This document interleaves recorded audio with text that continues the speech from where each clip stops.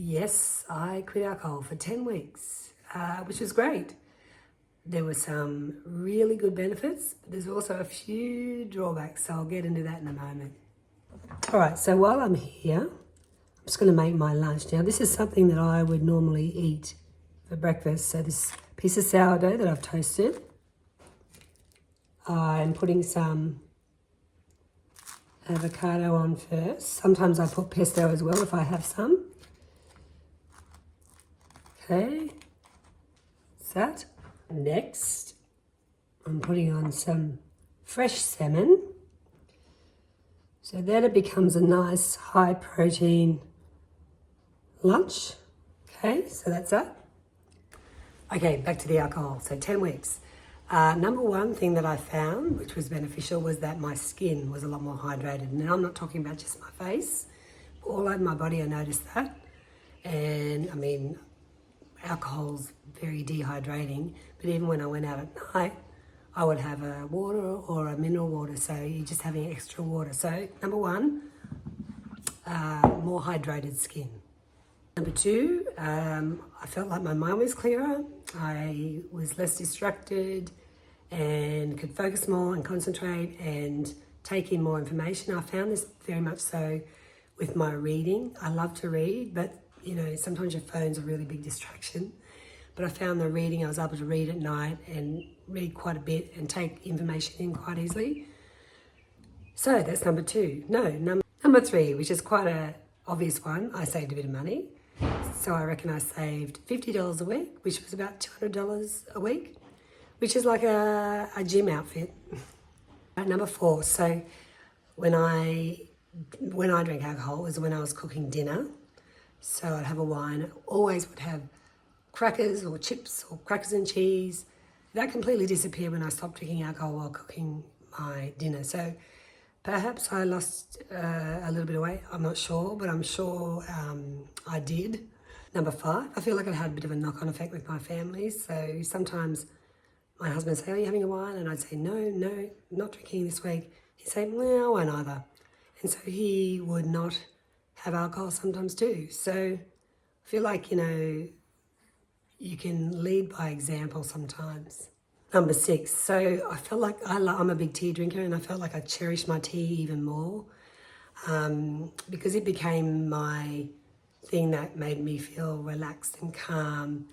So I definitely, and I still appreciate my tea. And finally, number seven, and you would have heard this before many times, it improved my sleep, which made sense because, you know, like the alcohol can sometimes help you fall asleep, but you always wake up later having to go and pee. Also, though, alcohol interrupts your REM sleep. So REM is important because it's a time when you dream, it's time when you problem solve, when you process emotions from the day. So it's a really important part of your sleep. So that's number seven. Now let's get on to the 3 points where I felt were a little bit of a downside, but they ended up being positive. And some goat's cheese, but you can put in it, and that's also high in protein, but you could put feta cheese, you could put in ricotta cheese or cottage cheese. I'm going to drizzle a generous amount of olive oil. Then I'm going to put some pepper and even a little bit of chili flakes. There you have it. Whoa! It's okay, it survived. Not as pretty. Anyway, as I was saying, this is something I would normally have for breakfast. So it's a good high protein option for breakfast or lunch. All right, number one. I became designated driver, which is fine. Or when I was driving, I just kept thinking, I'm going to wake up really refreshed tomorrow. So, yeah, that's number one. Number two, now I was concerned about this, and I think most people do. I was worried that I was going to go out with my friends and I wasn't going to be as fun, or my friends would perceive me as not being as fun. But that didn't happen. I think at this point in my life, at 57, I felt confident in going out and being myself, and I didn't feel like it really changed who I was. However, I think if I was in my 20s and I did the same thing, perhaps that would have impacted my social life and my friends.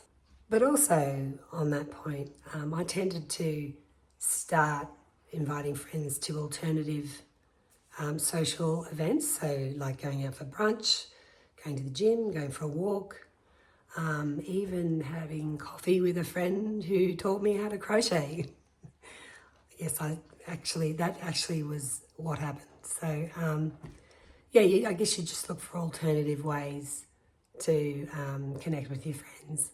Number 3, and the final one, this was big for me. So when I was having alcohol, you realise when you're not drinking it that it actually numbs your feelings. So whether you're feeling angry, sad, bored, lonely, you reach for something like alcohol and you feel a lot better, you feel a lot calmer, and you stop, those feelings go away, you stop thinking about them.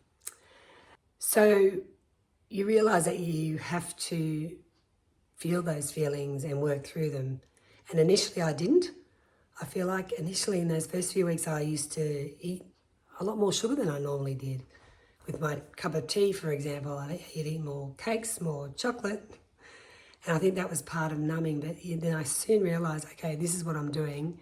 I've got to stop because, the sugar was just replacing the alcohol. So that was a big one for me, and I'm sure it is for a lot of people, because I know alcohol can numb people's feelings that they're not very, that they don't want to feel, uncomfortable feelings. So there you have it. Let me know in the comments if there's anything else that if you've given up alcohol for a period of time, what's happened to you, what you've found was helpful or wasn't good. And if you like these videos, please, I'd really appreciate it if you liked it, or even if you subscribe, that would be even better. So I'm going to now go off and eat my messy sourdough and salmon and goat's cheese and avocado toast. And take care.